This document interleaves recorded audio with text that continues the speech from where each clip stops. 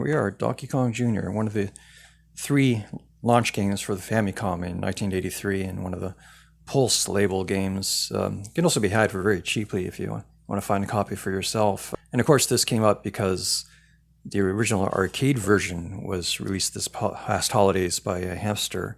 This is, of course, following on from their earlier releases of Punch-Out and the original arcade Donkey Kong, all of which is a very big deal because Nintendo has not, up to this point, done much to preserve their arcade legacy. It's all been the NES versions of these games that we've gotten sold to us again and again since the Virtual Console and even before then. Now, Donkey Kong Jr. is quite a deceptively important title. Like, when you think about trying to generate a hit again after the success of Donkey Kong, what a daunting task that must have been for Miyamoto, and the fact that he was so successful. And there was a lot of hype for this game, I remember, from Joystick Magazine. They had a really fascinating sort of write-up on it, where they tried to make a distinction between sequels and serials. I think in a modern context, what they're calling serials we would call sequels, and what they're calling sequels we would call like deluxe versions or remixes or remaster maybe. So the paragraph I sort of highlighted here refers to this glimpse into the future, which for all intents and purposes now is our present.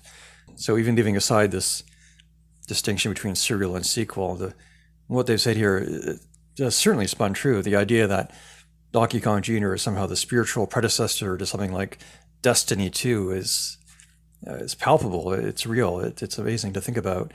So having this little bit of history in this little cartridge is a really fun thing to have. And I guess there's really nothing else to say about it than just to fire it up and let's play it. Let's get to playing it. All right, here we are. Donkey Kong Jr., 1982. Let the music play out a bit. This is one of those games that's almost hard to talk about because it's so familiar. Like, oh, do I start with? Oh, okay, I guess it's game. I was going to go to Game B because I've been playing a lot of the arcade version lately on the Switch, and so the Game A is quite a bit easier. But I guess I could show off more of the game that way, so let's just do that. It's like what I did with Popeye, right? I showed Game A and then I went to Game B, so sort of breeze through the first set of levels here to show them off, and then we'll get to the slightly more challenging Game B. Well, that bit, it's always tricky every single time, that one jump.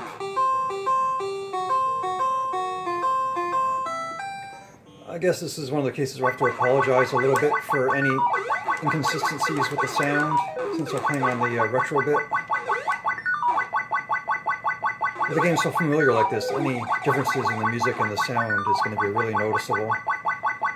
So I sort of apologize for that, because I know it can annoy some people. And I hope I didn't set the volume too high. I feel like I'm being drowned out. Let's get through this level as fast as we can just to get over those birds hopping.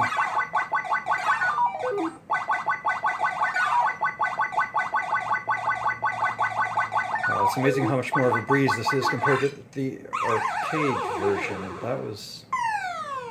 oh boy, spoke too soon on that one, huh? Hubris! Every time, it'll get you. There we go. There we go. There's my strats. Those are the strats you want.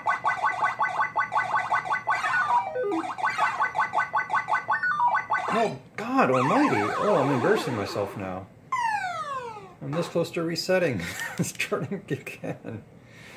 Let's see if I can actually get through this. Oh, it's annoying not getting that jump.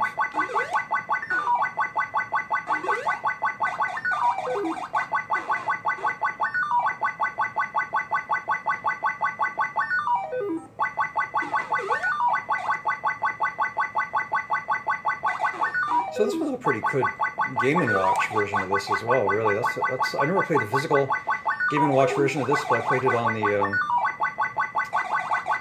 want to say emulation. Did they put it out on the DSi? They put the first Donkey Kong Game & Watch on the DSi. I'm trying to remember if they did. They must have done it for Donkey Kong Jr.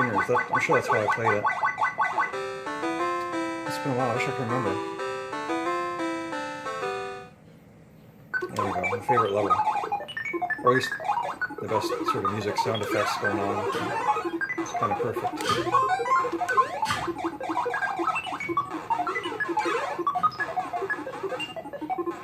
game A, this is a breeze.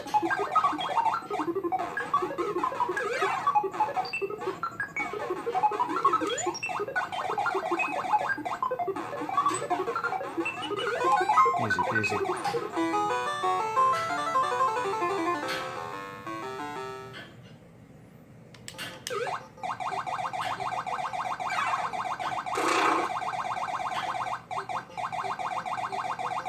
Oh my gosh, this is so much easier than the arcade version. It's not even funny.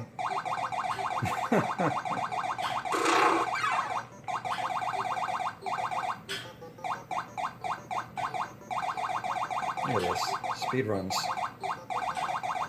Speed run. Not even a problem.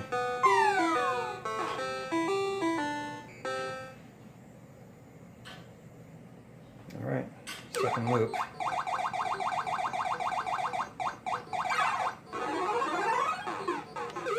Yep, that jump works. I've been playing a lot of this first level on that arcade versions. It's not as easy to get by as it is on here. Alright, now with this, just a little bit more. I mean, obviously, once you've seen all four screens, you've seen all four screens. So, I mean, there's literally nothing more to see of this game. I'd like to get this jump down, though. Anyway, there was a time I had it, I could do it every single time. But since I'm talking about it, let's do my original intent and actually do Game B. Let's see what the difficulty spike is actually like. I'm going to take a guess and still probably not quite. Oh my goodness. Hubris again. Alright, not a problem. You don't want these videos to be too long anyway, so that's probably fine. Oh my god, this is... No. This... Oh my goodness. Ay. Oh, I'm not paying attention. I'm just playing too casually. I'm getting too confident. It's just... You think you get it mastered and you just...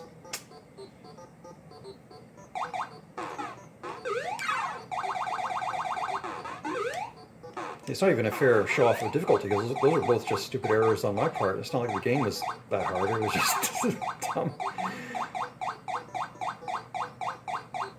Although these the two, what are they called? They're not chain chomps. What are they calling these? I don't remember. I know I just unlocked one of them in Smash Brothers. They're spirits in Smash Brothers. I can't remember what they're called now. Yeah, but you can totally get those guys as spirits in Smash Brothers. I can't remember what they're called now.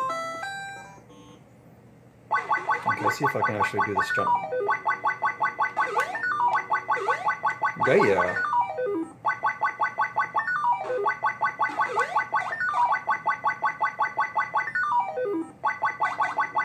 Alright, so I'm going to play this out into my last life, and I'm going to call it a day.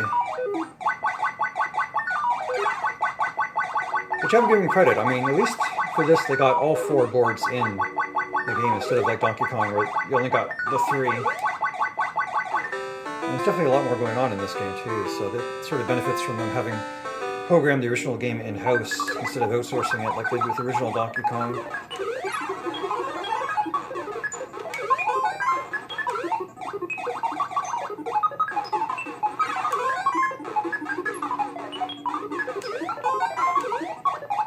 Alright. Oh, almost blew it.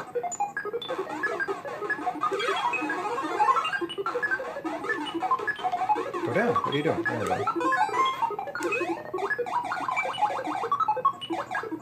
Alright, once we get to the last board, we'll see how it goes, and then we'll call it quits.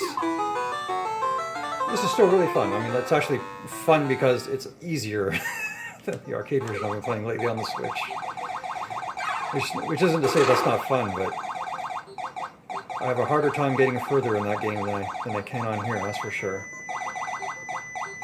That beep means my laundry is ready, and it also means my game is over. So, thanks for watching Donkey Kong Jr. You know the game, I know the game, you know it, you love it, you can't live without it. Let's take you home. Alright, that was Donkey Kong Jr., the Famicom version, the 8-bit version that doesn't quite match the arcade version, now that we can actually play the arcade version legally and above board.